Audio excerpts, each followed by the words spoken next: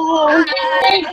Welcome. Welcome to the Austentatious live show for Mansfield Park by Jane Austen. This is our second to last Austen book. This month, January, we are reading Sense and Sensibility, and that is our last Jane Austen book. So watch out in the future for the last Austen live show. We will be continuing on with more books after Sense and Sensibility, but that's for the end of this live show. We don't need to talk about it now. But today we are talking about Mansfield Park, and I am Zoe from Read by Zoe. As you know, you're on my channel. Who wants to introduce themselves next? I'm Natasha. I'm from Tashopolis. Hi. I'm Hannah from A Clockwork Reader. I am Joce. My channel is Squibbles Reads. And I'm Maureen from Maureen Kiwi. All of their links are down below in the description. I'm 99% sure, so if you want to check any of these fabulous ladies out, check down below in the description. And now we are going to start with the discussion. If you have any questions for us, tweet any of us on Twitter, or I think the Q&A should be up on this right now, so I'm going to check that out. So ask us some questions if you have read Mansfield Park or have any Austen questions. We can answer them. Does anyone want to start? I'll start. Oh, sorry. Sorry, I can hear you. Sorry. I was not a big fan of Mansfield Park just because I didn't really love the characters or the plot. I liked bits and pieces of it, and there were definitely things that happened that was like, what the crap? But then, like, most of the time, I was just like, that's okay. I could do without this. That's okay. That's my overall. I liked the book. I thought it was endearing. I think that was the correct word for it, aside from, like, the sourpuss people in it. But I don't know. I think because maybe I had watched the movie. I feel like my thing is I watch the movie in between, like, before finishing it, so I can have my own view of the characters, and then I watch the movie and I'm like, oh, maybe I kind of do like it. But it did take me a while to get through it, and I felt it was a very long Jane Austen novel, but still endearing. Like, I really liked who's the dad or the uncle? Sir Thomas. Yeah. I really liked his character, and I liked his arc. I thought he was the most interesting character in the whole, and Mrs. Norris. But, yeah. I can go, I guess. I liked it. I mean, I am so biased. I will like anything that Jane Austen writes. So this was my least favorite one we have read by her so far. Just because I couldn't really connect with Fanny. She was just such a goody two shoes, and she, like, was always right, like, doing the right thing and stuff like that. And I don't know, I couldn't really relate to her, but I still had a fun time. Everyone was kind of awful, especially Mrs. Norris. But and the ending was very dramatic, and the fact that there's a little bit of incest that happens in this book, so and also that Sir Thomas is a slave owner. That was also but it was a very, like, it was a different book than the other ones that we've read. Like, this was more, it wasn't as, like, happy-go-lucky. It was more like, I don't know, it's more like critical of a lot of things. I don't know. What about? I thought it was really spiteful. What? Spiteful. I don't know. Never mind. I don't know. You said. Oh, am I blinking out? Oh no, I just couldn't hear you. Oh, never mind. Someone else go. Okay. I agree with both, with, like, all of you, but for me, I liked this one because it was so different from, like, the rest of her books. And I agree with Zoe in the sense that, like, it made a lot of commentary on a lot of things. And I agree that like all the characters were kind of detestable, but I also really liked that about the story because I really like books where you like hate all the characters because hating them kind of like serves a purpose. I don't think you're really supposed to really love any of these characters, and I liked that they were so unlikable.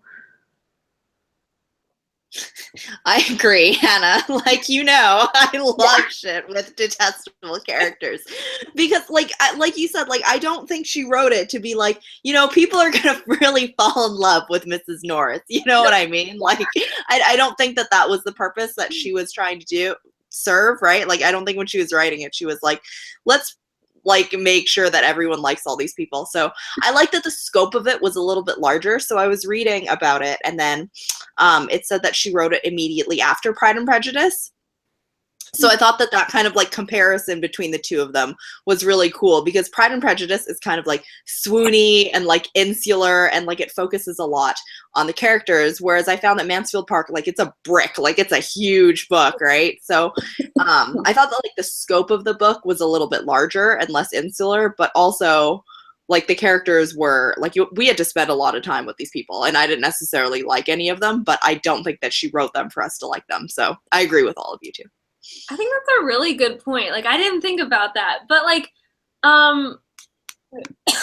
sorry, but especially like having it be right after Pride and Prejudice, where like everyone you kind of like, even like Mr. Collins, who is like so annoying, like all the people who like you're not supposed to like, you still like.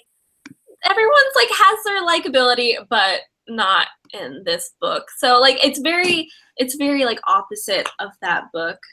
So I don't know. That was a good point. Yeah, I think that I wasn't like I can like unlikable enjoy unlikable characters. I wouldn't say like because that makes no sense. Like enjoy a book with them, but it was more like they were just so frustrating because everything they were doing, I was like, you're an idiot. Like all y'all are idiots. Everyone's an idiot, and you're all so stupid. And can you just not? So I was like, I know it was her purpose, but I was just so frustrated the whole time. I was like, but also because my girl Fanny was right about like everything, and you're just like watching everyone be idiots, and Fanny just being like, whatever. Like, I think that was my favorite part of it, though, was that she was just so strong in her beliefs that she was like, I'm sticking to this. Like, I know what's right, and I know what I need to do. And also, Crawford, you're like the worst. So no, I don't want to marry you. And she was just like, so like, even when it looked bad on her, she was so strong in that and was like, I'm not going to let anybody tell me what to do. And I mean, it was I feel like her character just grew so much throughout the book because she's very shy and timid, pretty much the whole book. But like at the beginning, she's very like taking in, like letting things happen to her. And that's like where she finally was like, no, I'm not going to do that. That's not what I want. Even when everyone's like, no, this is going to be great. And then she's like, screw all you. I was right the whole time. Bethany Darby said, do you think Fanny is an introvert? Because I really related to her and identify as an introvert. She loves spending time by herself in her little room. I definitely think she was an introvert, which is, I think, especially following Emma, where she is such an extrovert. Yeah. I think that was a very like stark change that she doesn't like go out of her way to like talk to people. She's just like there, and she's very like stable. She's like always there when people need her. So yeah, I definitely think she's an introvert. I agree. I definitely think she's an introvert. And again, back to like the whole comparison to Pride and Prejudice, she's like the exact opposite of Elizabeth Bennet. Like the exact opposite. She's definitely like very much like in herself. She knows what she wants, like Maureen was saying, and she's like not willing to change her beliefs in that sense. And yeah, I think like she gets a lot of criticism because of that, because of how like morally upstanding she is and how much of a goody two shoes she can be, and a lot of people can't relate to her because of that. But I think that it's like I said, I really like the difference in her character compared to a lot of other Jane Austen like main female characters. And yeah, she's definitely the introverted one of all of them that we've read so far. I thought Mary, I was about to say Mary Hawkins from Outlander, but Mary Crawford from Mansfield Park was very much like Emma, because she's very conniving, and just tries to like twist situations for her own benefit. That's what I saw. Like, what's her face? The one who is like, oh, the wife. What was her name? And Emma. Oh, You know, the like Elton's wife, right? Yeah, Elton's wife. yeah. She's more like her. Okay. So in the movie version, the Billy Piper Mansfield movie version, the guy who plays Edmund is the same actor who plays Elton. Yes. What? Is it really? Yeah, I was like, this is Elton. I know. No. It just like ruined that character for me. Yeah, they can't combine. They can't do that. If they can play like two of like the heroes, so they can't play like one gross like Elton and then like Edmund. Oh, that's too weird. That is gross. Also, Klaus from the Vampire Diaries plays Fanny's brother. So, like, it's What? Ew. so nice. I'm just like, Oh my gosh. Who was your least favorite character? Oh, that's real hard. Yeah. I I honestly think that it's really hard to pick between Mrs. Norris and Mary, and like they were only in there for like a hot second, but her dad was like so awful and had no redemption at all. He was just there to be awful. So that's why his like in terms of like characters that actually had depth beyond just like being an awful person there, I really like, I don't know. I think I'm gonna go with Mrs. Norris because she just reminds me of like the like nagging, but also like combination of like nagging aunt and like evil stepmother, where she's like, Fanny, you should be grateful for everything you have because we provided for you while you sit in your room without a fire. Okay. Like, I mean, that wasn't, I feel like it might have been, it was probably a bigger deal back then because I feel like I'm like, that's super unrelatable. Hashtag can't relate to not having a fire in the room because we have central heating. But it was just, yeah, I don't know. Like, I really didn't like Mary and how like fake and two-faced she was, but Mrs. Norris was pretty bad too. I guess it's like a tie between the two. I did not like Mrs. Norris, and I think we all talked about this, but it's like I kept seeing her as a cat. I just looked it up and it said that J.K. Rowling did name her after Good. her from Yes. Oh, I mean, she's a what? terrible cat and she's a terrible woman, so it Mhm. works. There you I go. feel like that makes me like her a little bit more. I think if I had to pick a least favorite character, it would probably be Mrs. Norris too, because I feel like there's just something a little bit endearing about Mary. Like, I don't know, I feel like she has a little bit of kind of like lightheartedness, where Yeah. Mrs. Norris seems like the person that's like, I walked to school for 500 miles in snowshoes, so your problems are not relevant. You know what I mean? Like, she just like reminds me of that. Fanny go back and forth between my house twice in a day to just get me things that I want because I can't help myself. I'm too fragile and too precious of a person. I love how both Lady Bertram and her were just like so dramatic. Oh my gosh. Yeah, I agree with Joce in the sense that I feel like there was a little bit something about Mary that was endearing. And like Natasha was saying, she's kind of like Emma, but like Emma before Emma has character development. Before Emma's character development. Yeah. Basic Emma. Yeah. That's why I liked her in that, like, in like some ways. There were some aspects of her that I liked. But yeah, Mrs. Norris is by far the worst. Mm-hmm. I agree.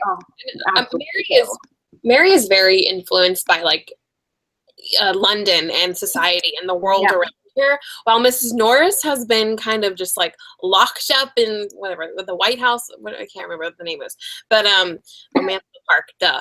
But but it just. I don't understand how she could just like love Mariah and Julia so much, but then like just hate Fanny and just like she tells her the most awful things, that everything is her fault. So Mrs. Norris is definitely the worst for me. But what? That's Yeah, totally, wasn't she like- the one who like wanted to adopt Yeah. Fanny? So like, why was she so terrible? She's just like, you should be grateful because I chose to adopt you, but like, you're still going to have a terrible life. Well, I feel like I mean, not terrible, but it was better than if she stayed at home with like her billion siblings. But fact also I think is because Fanny basically like was replacing her as, you know, companion to what's her name, the mom, the aunt, Lady Bertram. Yes. So maybe that's another reason why she hated Fanny so much. I don't know. Oh, sorry. Go ahead. Oh, I was gonna say, I was like, it's really interesting too that she would pick her as like she was like, we should adopt her. Just kidding, I'm not gonna take any responsibility, even though it was my idea, because she was supposed to go like back and forth between those two houses like every couple of years. And then she was like, oh, I couldn't possibly do it. I couldn't do it at any point in my life, even though I have no children. And even after my husband dies, I couldn't possibly do it. So maybe it was like, this is reading really far into it, but it could have even been part of her like guilt for not taking that responsibility that she was supposed to have and just like projecting all of that onto Fanny. I think a lot of it probably also comes from like how traditional she is, and how like, because I felt like a lot of this book was making commentary on like Fanny and Edmund, who were like very like staunch in their beliefs, and they like knew like right from wrong, whereas like Mary and what's his name, Henry, were very much like you're saying, like obsessed with London and with like riches and like money and all of that. Whereas I think like the Mansfield Park like family, they were all like also obsessed with like just kind of like the traditional like whole what a family should be in those times. And Fanny kind of like interrupted that, and she isn't technically part of their family in that way, so she like doesn't fit in with them, so she's outcast because of that. And I think that's probably where some of Mrs. Norris's like whole thing comes from. Yeah, I think like Mrs. Norris's kind of like interactions with everyone and how she like lays everything and projects everything onto Fanny is that like her like how she sees herself is kind of like how she sees herself in relation to all the people like within Mansfield. So like she doesn't really have much of an identity outside of like her hatred and like all the stuff that she does to other people. Whereas like the other characters, they were kind of like they were into like society and they were like into things that were kind of like outside of the family. Whereas Mrs. Norris was very like whoop, into like everyone else's stuff. You know what I mean? You okay there, Zoe? Yeah, It's no, gonna be all right. You just went shoot to you. yeah, because I coughed. I didn't turn off the. Hold on, I'm gonna mute my microphone. It's okay, I have a cough too. So I'm just like occasionally like it's how would you guys rate the book like now that we've read this one? Like where would you put it in your scale? at the bottom. Okay. Wait, no, rate them all. Like what's the top bottom? As if what we read. Yes. This is too hot. I mean, like, I think Pride and Prejudice is at my top right now because we're coming up on Sense and Sensibility, because that'll knock it out. Spoilers, it's my favorite. I've already read it. Sorry. Then I think Persuasion. I know not everybody liked Persuasion, but I really liked it. Then Emma. Oh, wait, no. It's Pride and Prejudice, Northanger Abbey. They're like really close. And then Persuasion and Emma are also very close. And then Mansfield Park is just really far down from everything else. I after reading Mansfield Park, I think it's my least favorite because I think I enjoyed the romance more in Persuasion, and it was a lot quicker too. So Persuasion was so fast. I missed that. I mean, it was short, so yeah. This one I think is my least favorite, but I still give it like a 4 out of 5 stars. But I mean, I gave all the other ones 5 out of 5 stars. So, well, I might give it like a 4.5. That's a big I dig. don't know. I still liked it. I like her writing style, and like the thing is that they're all very different from one another. Like from like don't know. There's like one for everybody. But it's my least favorite, and then Persuasion, and then Northanger Abbey, and then Emma and Pride and Prejudice are just like, I don't know which one's my favorite. They're both so good, and I don't know about Sense and Sensibility yet, so I think I've Get read ready. Have I? I don't even know, but I love Sense and Sensibility, so. My favorite of all. Sorry. I'm really excited. It features my favorite trope and it does it really well, so I'm like, yes. Friends to lovers. Friends to lovers. Well, no, you said it several times that that's your favorite trope. Trope. I feel like we say this every live show. Yeah. Maureen likes Friends to Love Her. Yeah, so not a spoiler. I also feel like Mansfield Park is my least favorite, but not because I dislike it, but just because it's kind of just like different. Like, I don't know, like I feel like part of it is because like it was just so long. You know what I mean? Like it was just really long. And also because like I had to kind of like split up my reading, so I read it and then I kind of took a big break because I didn't bring it with me on vacation. And then I like read a whole bunch of it yesterday. So it was just kind of like where it kind of fit into like my life that I like didn't really love it. But I would say my favorite is Pride and Prejudice, then probably Northanger Abbey, then probably Emma. And then the other two are kind of like there. I don't think I can like rank the last two, but yeah. Ask me. For me, Mansfield Park is definitely my least favorite too. I feel bad saying that, but yeah,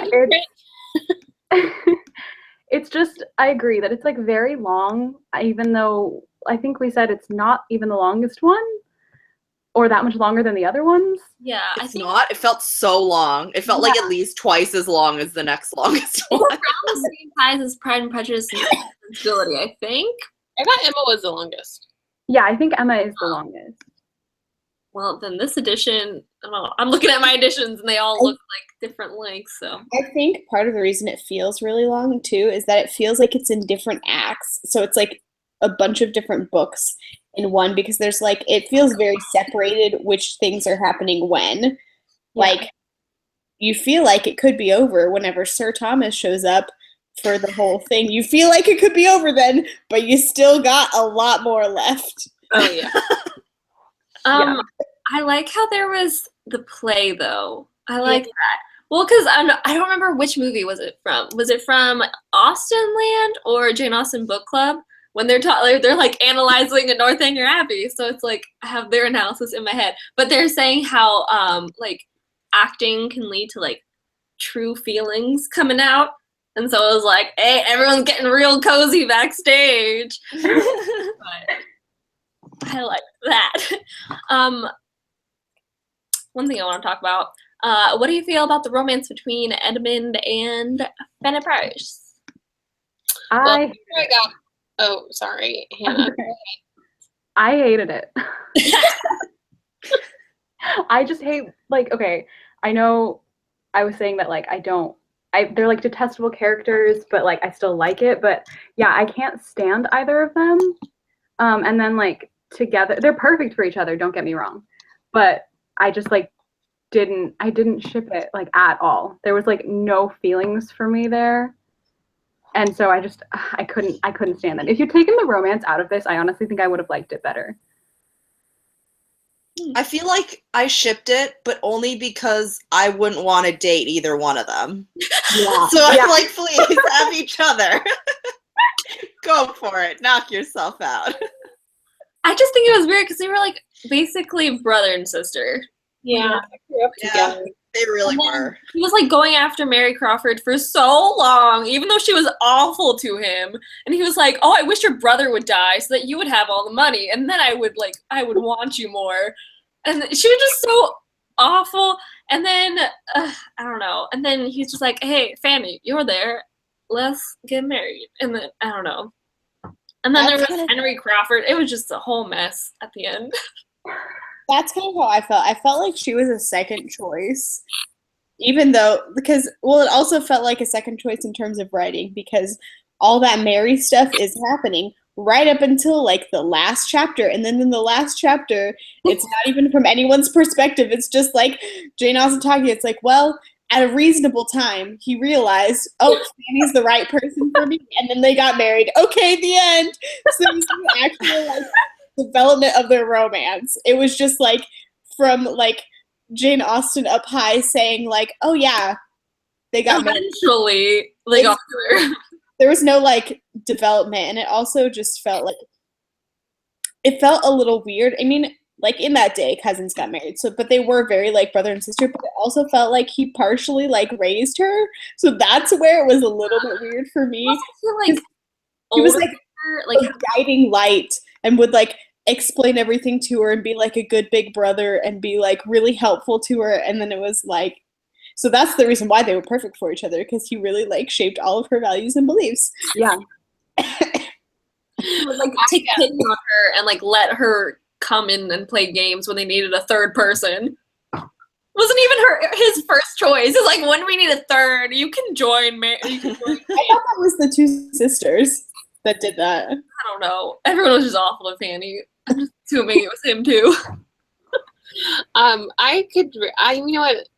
I shipped it. But like I had to get over the whole cousin fact. But it wasn't like, you know, a hard ship for me. That's funny. Okay. That's nice. But I totally related to the unrequited love thing, where she's just pining over him for years, and so that's what I kind of liked about it. Like, I'm glad that they got together at the end, but like it wasn't like the most feels-inducing romance that Jane Austen has ever written. It's like the least one, because even at the end there wasn't like a big payoff. It was just like they got married. It was not wasn't like any like words spoken between them. Literally just telling us what happened, and so there wasn't like a nice payoff, you know. And Pride and Prejudice or Emma, and even like in Emma, what's the main guy's name? Knightley. Knightley was a lot older than Emma as well, and it was kind of like the same type of relationship, But better. So much better. So much better. Same house. That was like, I don't know. That is true. Yeah, they were living in the same house, and she was teaching her all the things. Yeah. I do think it would be like, it would have been creepier if Edmund was one who had been pining after her for many years, and then like Emma was just like, I mean, Fanny was just like, yeah, sure, like I'll get with you.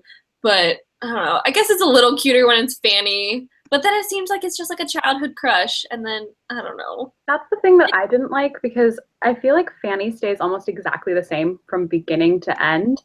And I just like wish that she would have had, at least in like this aspect, some sort of like character development, like gotten over her crush or something like that, moved on in some sort of way. Or if the crush had like developed from being like not a crush anymore, and then like if we'd actually gotten to see some of their romance develop, I definitely would have liked it more. And that's why I didn't ship it at all, because like it was just like convenient, and I didn't like it.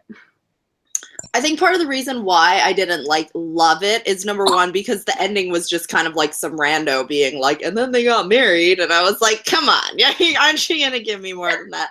But also because I think because we were comparing the fact that he's like older and kind of like fatherly, I don't even like that word, but they're like cousins, fathers, brothers, and sisters, like whatever is going on there. Like he was like teaching her stuff. So we're comparing that to kind of like Emma and Mr. Knightley, because he's older than her, and we all like them so much more than Fanny and Edmund. And then she's also like pining for him throughout the whole book, and that's the same thing that happened in Persuasion. And I feel like I liked the romance in Persuasion like so much better than the romance here.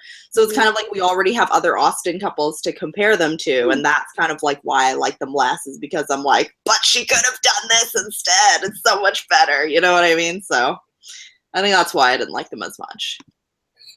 Amen. Yeah, totally agree. There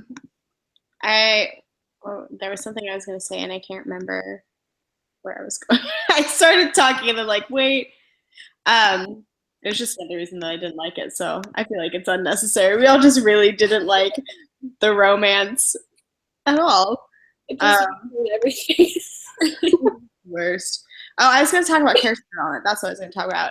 I feel like she didn't change in like her beliefs, but I feel like Fanny did have development in standing up for herself, and that's where I saw her like change. She definitely didn't change in like what she thought and what she believed, but she like changed in how she approached situations and how she like stood up for herself, because you saw her just like bending down to everybody's will at the beginning and just kind of like doing whatever she's told, and by like the middle she's just very, very openly, I am not for this. I'm against everything about this. I'm not going to, like, no matter how much hard you push me, I'm not going to, like, change what I think. And so I think that was where her character development was in that, like, how she acted and approached situations. And she just became a lot more confident in herself and her beliefs. Like, she had really strong beliefs, but she became more confident in those. I think we also meet Fanny when she's, like, really little. Like, I think we meet her when she's, like, the littlest out of all of the females in all the Austen books that we've read. Is that right? Or am I just making things up? I think so. Yeah, she's Okay. like 8 or 10 or something. Yeah, so I think that type of character development is interesting because, like, her beliefs, like Maureen was saying, like, her beliefs don't necessarily change. But I think we see kind of her, like, willpower and, like, her way to navigate people change because she is so little when we meet her. So I think that's kind of interesting how that changes. Do we have any No. Is that all we're going to talk about? Yeah, I feel like we've pretty much discussed everything about Mansfield Park. I think at the beginning of February, we will be having our Sense and Sensibility live show. That is the January book of the month for Austentatious. And it's our last Jane Austen book. We have read all of them. We finished Sense and Sensibility. Then we have read all of them. So it's been a wild ride. And it's really cool how we can like compare one to the other. But yeah, so that's going to be in the beginning of February, I believe, and it's all on Goodreads, so I think I have the link to the Goodreads down below in the description box, so if you want to learn more about Austentatious, check that out.